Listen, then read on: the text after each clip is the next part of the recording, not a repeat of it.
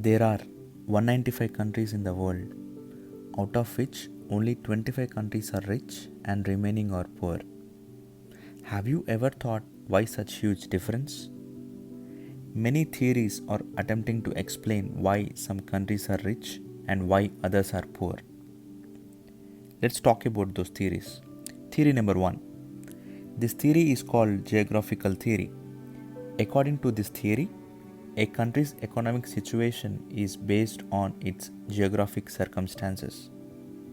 This theory is based on the observation that many of the poorest countries are in tropical regions, while wealthy countries tend to be in cooler climate zones. Well, this theory is in some cases true, but there are similar cases that prove the opposite. Let's talk about Singapore. Despite its location in the tropics, Singapore is a wealthy country. Similarly, this theory is unable to explain the differences between neighboring countries North and South Korea. Theory number 2. Culture theory. This theory views a country's culture, religion, values, and cultural attitudes as a deciding factor. For a long time, they believed it was the key to economic success. But this theory did not hold the water either. It, too, cannot explain the difference between North and South Korea, which, despite a similar culture, developed extremely different. Theory number 3. Ignorance theory.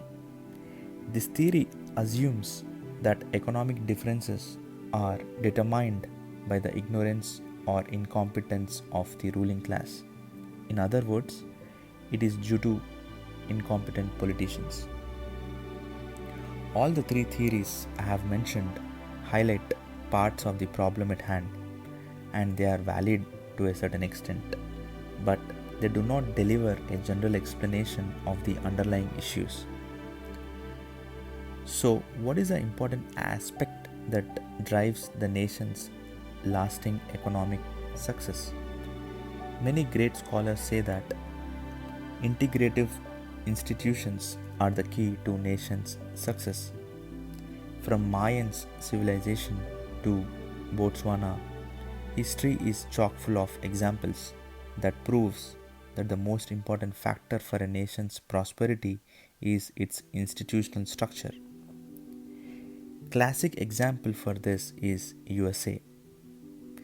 This country is characterized by a variety of individual rights such as freedom to choose a profession, access to education, welcoming the global talents for innovations and research, and also giving them incentives.